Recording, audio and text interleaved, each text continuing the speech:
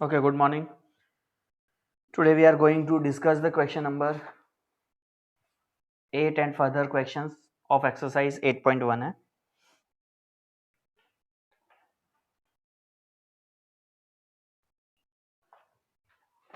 So let we start question number 8. ABCD is a rectangle in which diagonal AC bisects angle A as well as angle C. Show that ABCD is a square.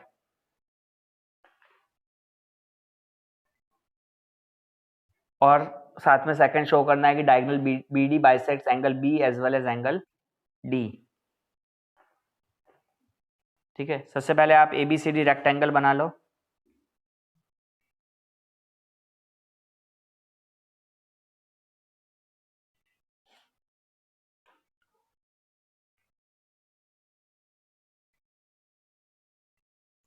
ये हो गया आपका rectangle ABCD.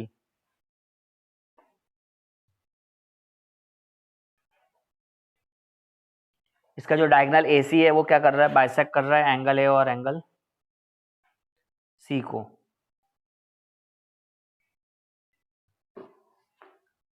Now you have to show that angle, sorry पहला है यहाँ पे कि ABCD को स्क्वायर शो करना है. अब ABCD को अगर स्क्वायर शो करना है तो क्या प्रॉपर्टी करोगे, एक रेक्टेंगल में से अगर स्क्वायर बनाना है आपको तो कैसे, हाँ ऑल साइड्स इक्वल अगर आपने शो कर दिया रेक्टेंगल में तो हो जाएगा ना, स्क्वायर बन जाएगा.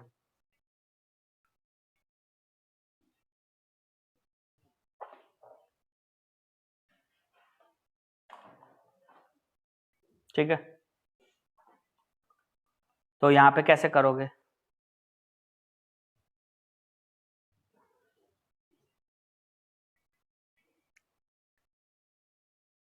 गिवन लिखो सबसे पहले.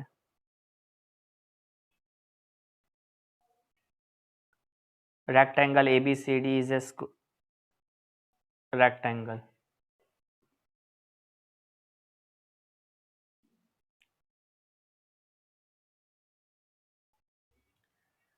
in which diagonal AC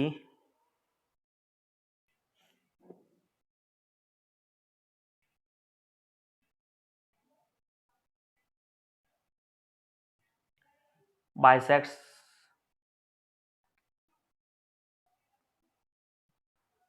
angle A as well as angle C.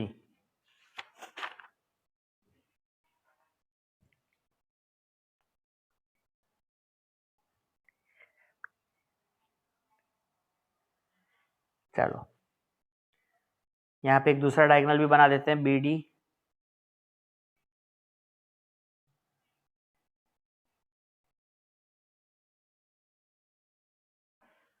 अगर इसको सारे साइड्स अगर मुझे इक्वल शो करना है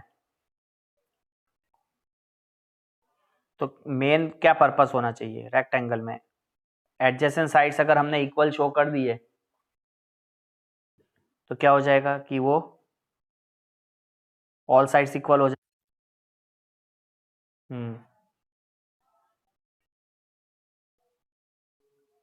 तो यहाँ पे आप AD और अगर AB को इक्वल शो करना है तो क्या कर सकते हैं,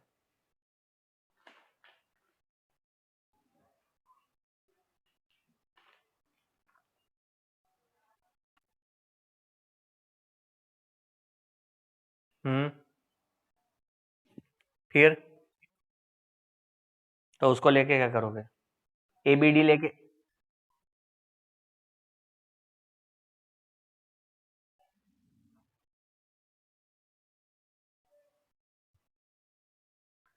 पर यहाँ पे ABD के अंदर में कौन सा एंगल तुम्हें दिया है इक्वल, तो ADB कहाँ इक्वल दिया है,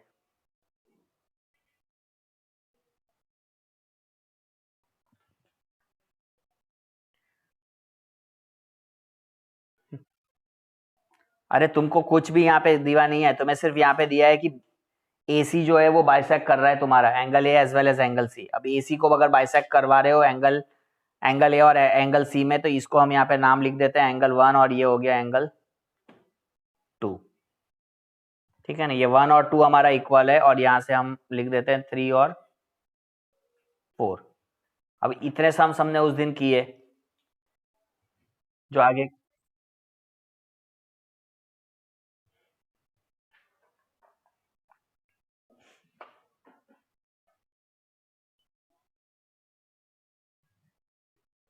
चलो अब देखो, यहाँ पे कुछ नहीं आता है ना, पढ़ाई करते हैं, इसकी भी जरूरत नहीं थी। हाँ हाँ हाँ हाँ, अब यहाँ पे हाँ, अब वही कॉन्सेप्ट को यूज करना है जो अब तक हमने यूज किया था, है ना। अगर सीरियसली पढ़ाई की होती तो अभी तक आंसर कर देते, पर नहीं कर रहे, इसीलिए ये आपको प्रॉब्लम है। देखो मेरे आगे के क्लास के अंदर में जो बताया उसी हिसाब से लेना है यहाँ पे। अब यहाँ पे तुम्हारा एंगल 1 और एंगल 2 इक्वल है, एज इट इज गिवन। ठीक है, ये हो गया हमारा गिवन पार्ट। उसके बाद इस फिगर में देखिए एंगल 2 और एंगल 4 क्या हो जाएगा, क्यों इक्वल, तो फिर एंगल 2 और एंगल 4 अल्टरनेट इंटीरियर एंगल हो गया, अल्टरनेट इंटीरियर एंगल। देयरफॉर इसमें से क्या निकलेगा, 1 2 के बराबर है, 2 4 के बराबर है, तो 1 के बराबर क्या हो गया, 4 हो गया। अब फिगर में देख लो, 1 और 4 अगर इक्वल आ गया, दैट मीन्स 1 के ऑपोजिट में कौन सी साइड हो गई, एंगल 1 के ऑपोजिट कौन सी साइड आई, एडी, और 4 के ऑपोजिट में कौन सी साइड आई, तो फिर यही चीज तो सिखाई थी लास्ट क्लास में, पर आपका कहाँ है ध्यान, कुछ नहीं है। तो angle 1 is equal to angle 4, तो एंगल 1 1 की जगह हम यहाँ पे लिख देंगे एंगल 1 इज इक्वल टू, यहाँ पे एडी हो जाएगा, और 4 की जगह आपको लिख देना है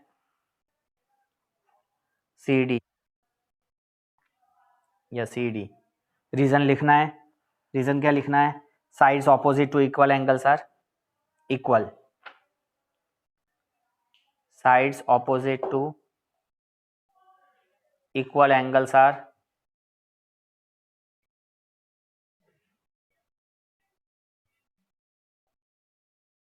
equal.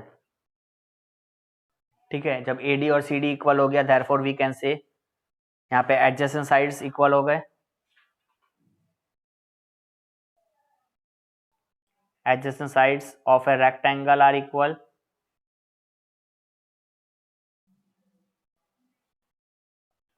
adjacent sides of a rectangle are equal, therefore all sides must be equal, therefore AB is equal to BC equal to CD equal to DA। क्यों मैंने ऑल साइड्स इक्वल लिख दी, क्योंकि यहाँ पे जब ये ऑलरेडी ऑपोजिट साइड्स इक्वल है, AD के ऑपोजिट में कौन सी साइड है, BC है ना। और तुम्हारा AD और CD जो है, AD और CD जब आया, ये ऑलरेडी अभी हमने शो किया ये इक्वल है, तो जब AD CD के इक्वल है तो CD के AB भी इक्वल हो जाएगा, CD के AB इक्वल हो जाएगा। CD के AB इक्वल है ही ऑलरेडी, तो जब AD के इक्वल DC हो गया, तो DC के इक्वल AB हो गया, और AD के इक्वल ऑलरेडी BC है, तो इसमें क्या हो गए, एडजेसेंट साइड्स आते ही ऑल साइड्स इक्वल हो गए। इसीलिए therefore we can say that यहाँ पे rectangle ABCD is a square. जब ये वाली प्रॉपर्टी अगर मिल गई, तो कौन सी प्रॉपर्टी, कि डायगोनल, अगर एक डायगोनल भी अगर उसके एंगल्स को, अपोजिट एंगल्स को बाइसेक्ट करता है। ठीक है, ये फर्स्ट पार्ट हो गया। अब सेकंड पार्ट में हमें प्रूव करना था कि जो डायगोनल BD है वो भी एंगल B और एंगल D को बाइसेक्ट कर रहा है। अब ये उस दिन सिखाया ही, ये कैसे बाइसेक्ट करना है, अगर आपने पढ़ा हो ठीक से तो। ये फर्स्ट था। सेकंड हमें डायगोनल BD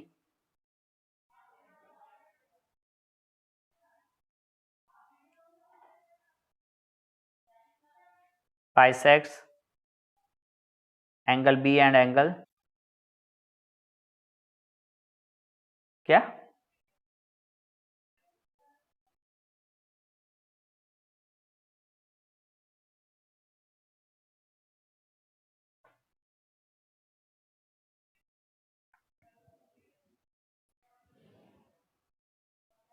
ये स्टेटमेंट लिख के हो जाएगा तुम्हारा, इसको प्रूव कर दोगे? तो बेटा तू क्लास पहले तो अटेंड ठीक से कर लिया कर, है ना, और जो पढ़ाता हूं उसको कम से कम फॉलो कर लिया कर ठीक से कि मैंने क्या पिछले क्लास में सिखाया, फिर तो तू कुछ बोला कर। डायगोनल बाइसेक्ट्स ऑपोजिट एंगल, तो डायगोनल तो बाइसेक्ट करता ही है, हमें वही चीज तो प्रूव करनी है यहाँ पे। तो कैसे प्रूव करेगा ये बताना है ना इसमें।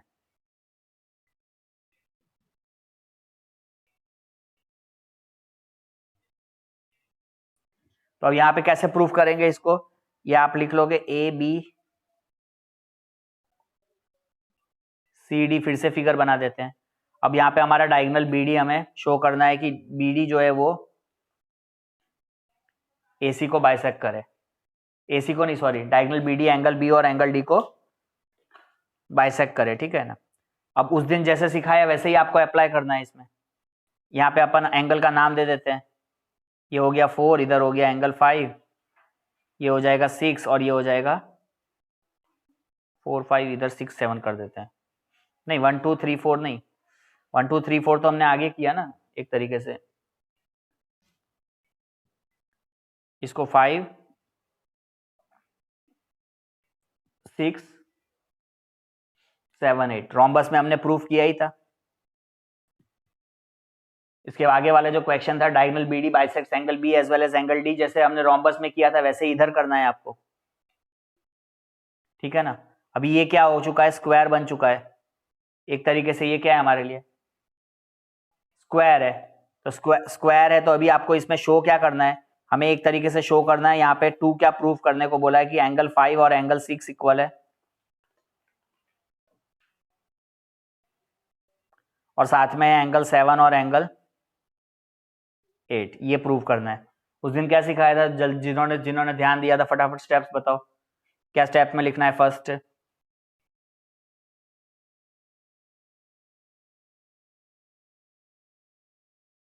Very good.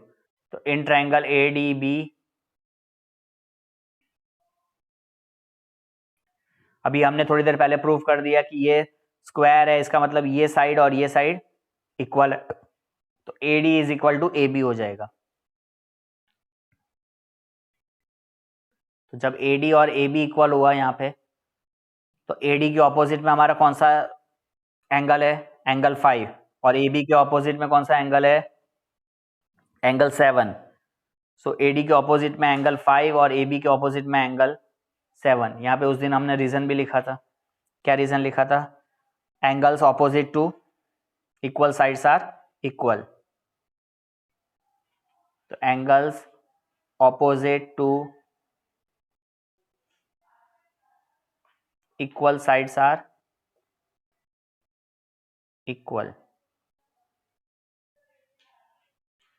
इसको नंबर 1 दे देंगे। नंबर 2 के लिए क्या करोगे, 5 8 के इक्वल होगा अल्टरनेट इंटीरियर एंगल, 6 7 के इक्वल हो जाएगा, होगा ना। तो यहाँ पे हम सेकंड पॉइंट में लिखेंगे 5 इज इक्वल टू 8 और 6 इज इक्वल टू 7, ये 3, ये हो गया हमारा अल्टरनेट इंटीरियर एंगल। अब इन 3 रिलेशन से ही हमारे मिल जाएगा। अब 5 7 के इक्वल है, मुझे 5 7 के इक्वल है लेकिन 6 7 के इक्वल है, बात समझ में आ रही है ना। From 1 2 and 3, from 1 2 and 3। अब 5 7 के इक्वल है, यहाँ पे देख लो भाई 7 के इक्वल क्या है एक्चुअली, ये अभी हमने निकाला ना अल्टरनेट इंटीरियर एंगल से, 7 के इक्वल 6 है। तो यहाँ पे 7 की जगह क्या सब्स्टिट्यूट करना है, 6 करना है ना। तो 5 इज इक्वल टू 7, तो 5 इज इक्वल टू 6 हो गया, ठीक है। अभी भी किसी के दिमाग में नहीं बैठा तो जैसे 5 इज इक्वल टू 7 शुरू में हमने लिखा और 7 इज इक्वल टू 6 है, तो that's why 5 is equal to 7 की जगह यहाँ पे 6 पुट कर दिया। ये हो गया फर्स्ट, 5 इज इक्वल टू 6 आ गया। अभी और दूसरा क्या प्रूव करना है कि 7 और 8 भी प्रूव करना है। तो 7 और 8 हो जाएगा। 7 और 8 क्यों होगा? 5 इज इक्वल टू 7 है, तो 5 8 के बराबर है। 5 6 के बराबर है, वो तो ठीक है भाई, 5 6 के नहीं बराबर हमें करना, 5 7 के बराबर है ना। फर्स्ट में ही हम यहाँ पे केस ले लेते हैं। 5 is equal to 7, 5 is equal to 7, तो 5 इज इक्वल टू 8 भी है ना। तो इंस्टेड ऑफ 5 की जगह what we have to put here 8, so 8 is equal to 7। आ गई बात समझ में? यहाँ पे ये रीजन में लिखना है तो इधर 5 इज इक्वल टू 8 था, इतना ज़्यादा कन्फ्यूजन फिर नहीं होना चाहिए, इसीलिए मैंने 5 की जगह 8 पुट कर दिया। तो that's why 5 is equal to 6 and 8 is equal to 7, so we what we can say that BD bisects angle B and angle D। इस तरीके से ये प्रूव कर दिया।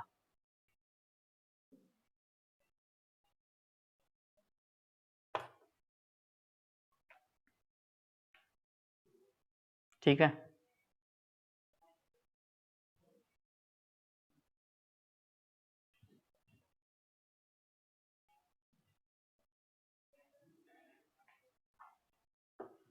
Wait a minute, screen stop हो गई।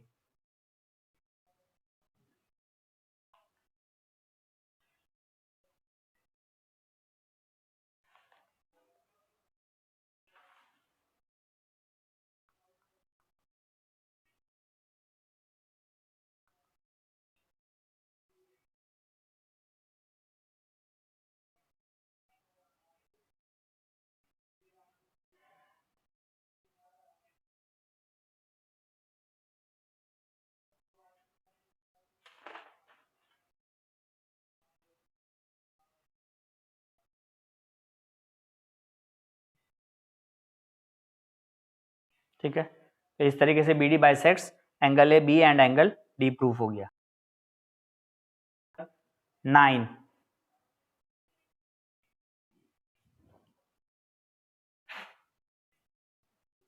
चलिए 9th का पहले फिगर बनाइए। किस तरीके से ये पैरेललोग्राम एक ABCD आपको यहाँ पे दे रखा है।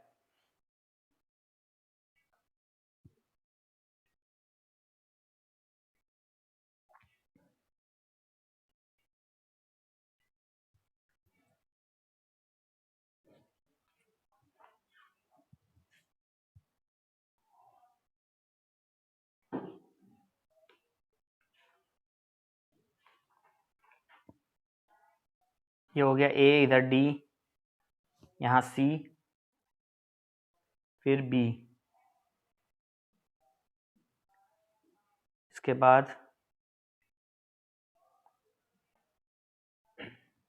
तो ये हो गया हमारा parallelogram ABCD, got it.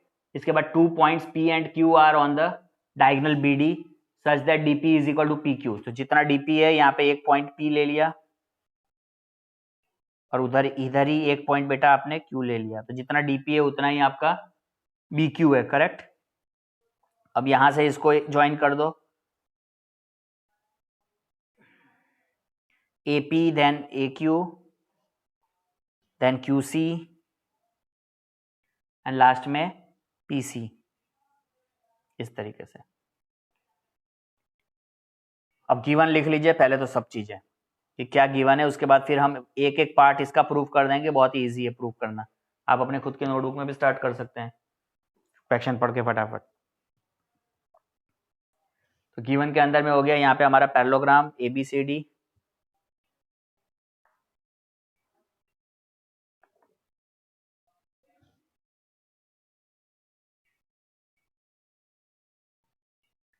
in which the point 2 points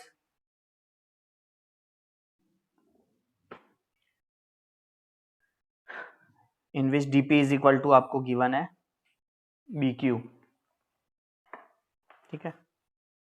अब 2 प्रूफ के अंदर में फर्स्ट है ट्रायंगल APD एंड CQB। तो आप सबसे पहले यहाँ से हम प्रूफ स्टार्ट करेंगे एक एक करके।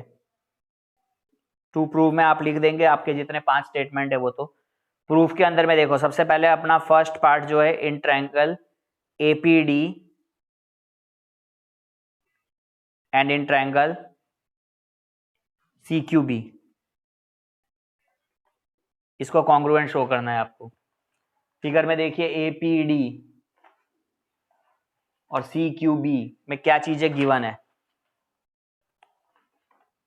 सबसे पहला आपको DP और हाँ सबसे पहले DP और हाँ DP और BQ बराबर है। Okay good.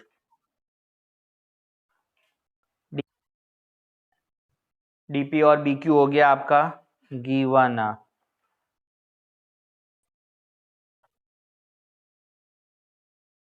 हाँ चलिए फिगर में एक बार देखिए अल्टरनेट इंटीरियर एंगल क्या हो रहा है। अभी यहाँ पे हाँ ओके गुड, यहाँ पे आप देख लो ये जो हो गया पैरेललोग्राम है, तो पैरेललोग्राम है तो ये वाला एंगल ADP है ना, अपन ने जो ट्रायंगल लिया ये APD वाले में तो ये एंगल हो गया, और दूसरा अल्टरनेट में कौन आ रहा है ये BQC QBC। ठीक है, तो आप सबसे पहले यहाँ पे लिखेंगे ADP, angle ADP is equal to CBQ, right, PQ alternate interior angle हो गया AI है। तीसरा स्टेप बोलो कि ओके गुड। हाँ अब तीसरी साइड यहाँ पे ये हो गई आपके AD और ये BC पैरेलल हो, सॉरी पैरेललोग्राम है तो ऑपोजिट साइड्स इक्वल हो गए आपके। तो अब ये opposite angle opposite sides equal हो गए, उसके बाद ये अल्टरनेट इंटीरियर एंगल आ गया, और तीसरा ये वाली जो साइड थी ये आपकी इक्वल थी। तो ये कौन सी कंडीशन हो गई, साइड देन एंगल और साइड एंगल साइड से। तो अभी आप यहां लिखोगे AD is equal to BC, reason में आप यहां लिखोगे opposite sides of parallelogram, which parallelogram ABCD। Corresponding लिखिए फटाफट। D के कोरस्पॉन्ड्स हो जाएगा आपके B है ना, D के कोरस्पॉन्ड्स B हो गया, P के कोरस्पॉन्ड्स Q होगा, A के कोरस्पॉन्ड्स C हो गया। So by side angle side by SAS which triangle, triangle APD congruent to triangle CQB हो गया है ना, कॉरस्पॉन्डिंग से सेट हो गया ना। हाँ APD देन CQB हो गया। अभी सेकंड हमें प्रूव करना था, तो ये सेकंड वाला पार्ट यहीं से आ जाएगा बाय CPCT, बाय CPCT से AP और आपको CQ मिल गया। तो दो पार्ट हमारे क्लियर हो गए AP और CQ तक में। अब हम तीसरे पार्ट के लिए चलते हैं। तीसरे पार्ट में फिर से हमें ट्रायंगल कॉन्ग्रुएंट शो करना है। तो अभी ट्रायंगल AQB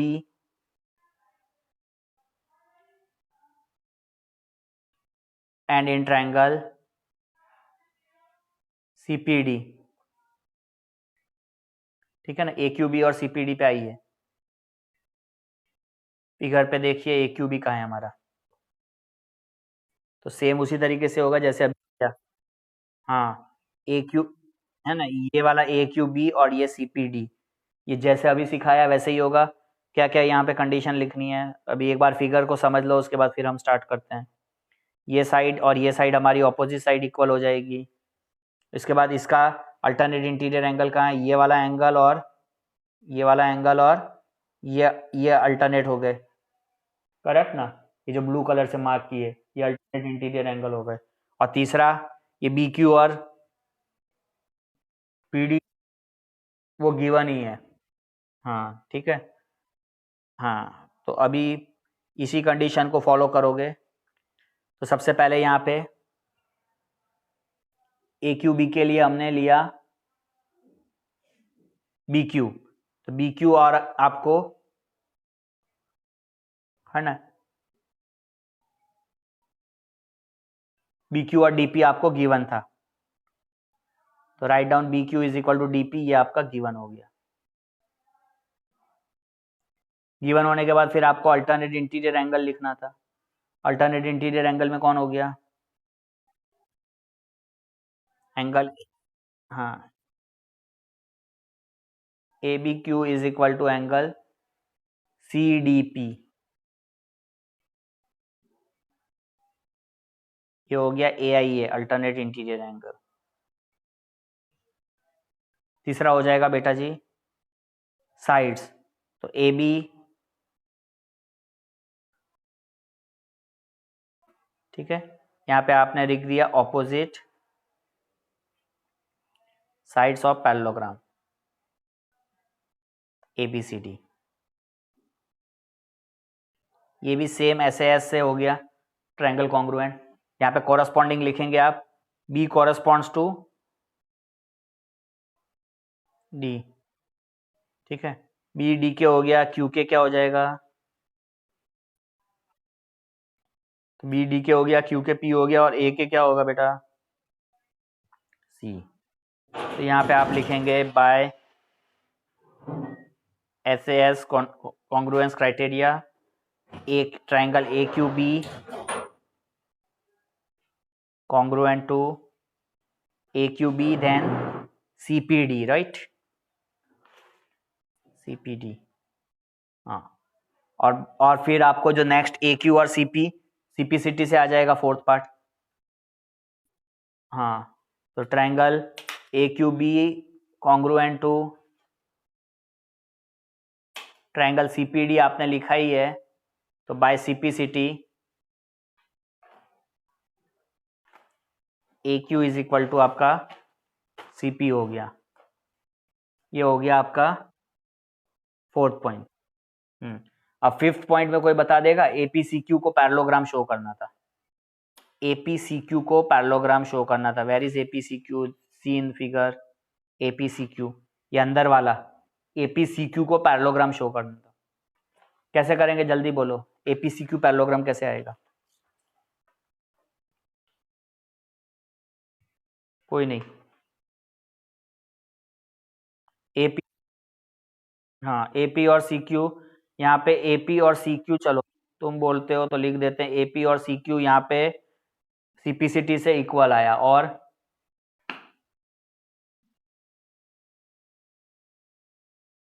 AQ और CP भी आया था, CP भी आया था। तो क्या करें अब इसका?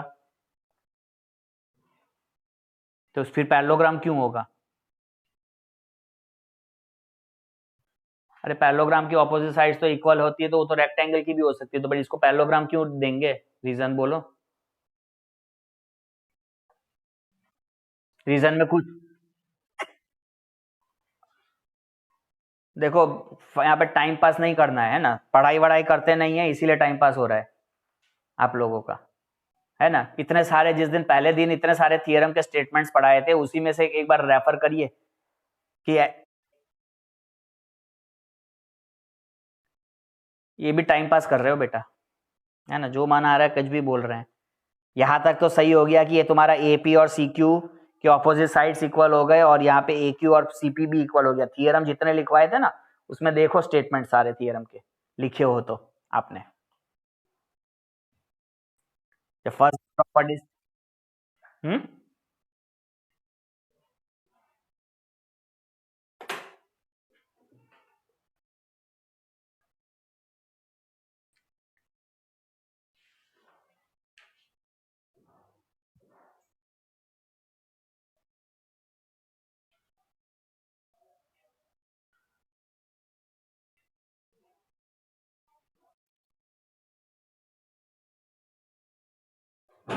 हाँ करो कुछ भी, जो मन आए वो थियरम बोलोगे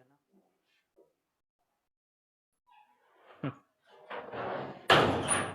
कि कोई तो थियरम पे राइट हो जाए ना।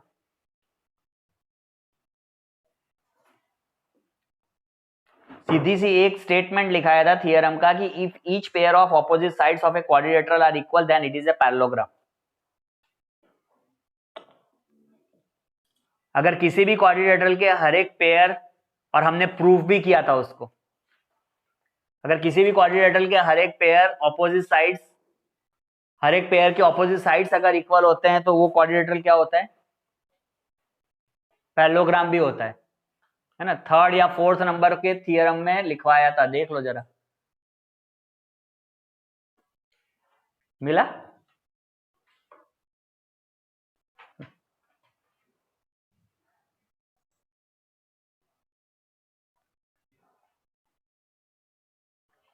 तो अभी फिफ्थ में आपको प्रूफ करना है एपीसीक्यू पैरेललोग्राम। तो ये सारे, कोई भी चीज को पैरेललोग्राम अगर प्रूफ करना होता है तो वो सारी कंडीशंस आपको याद होनी चाहिए। अगर each pair of opposite angles equal है तो आपका पैरेललोग्राम है, ईच साइड्स अगर इक्वल है, ऑपोजिट साइड्स इक्वल है, तो आपको पैरेललोग्राम हो सकता है किसी भी क्वाड्रिलेटरल में।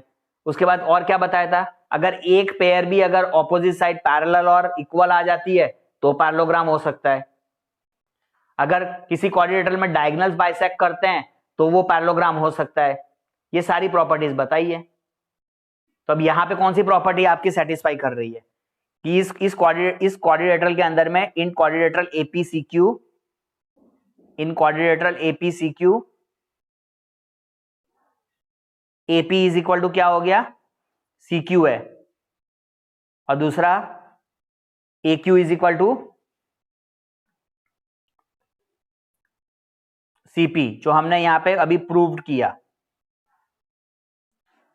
ये पार्ट्स को। तो ये क्या है एक्चुअली, और इसकी ऑपोजिट साइड्स है इस क्वाड्रिलेटरल की। और अगर कोई भी, अगर किसी भी क्वाड्रिलेटरल की ऑपोजिट साइड्स इक्वल होती है, जो हमने थियरम लिखवाया था, स्टेटमेंट बताया था, है ना, तो पढ़ाई तो करेंगे नहीं, तो फिर यही होगा ना, if each pair of opposite sides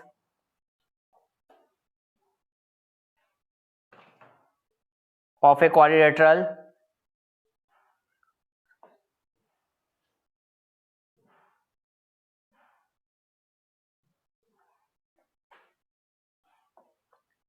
is equal, then it is a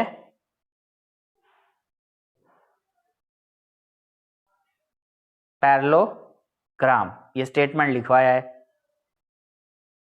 और खाली स्टेटमेंट नहीं लिखा था, पूरा एक एक थियरम आपको प्रूफ किया था। उस दिन तो बोरिंग लग रहा होगा, है ना, कि हाँ भाई ये क्यों जबरदस्ती हो रहे हैं सब थियरम के प्रूफ। तो इसीलिए, तो अब इसी कंडीशन पर क्या हो गया, therefore we can say that APCQ is a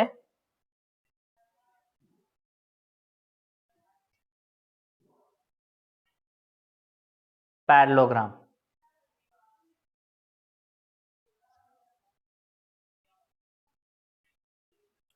Hence proved।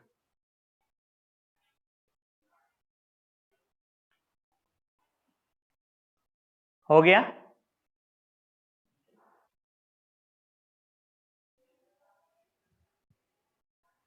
मतलब प्रूफ तो हो गया ना, एपीसीक्यू कैसे पैरेललोग्राम आया।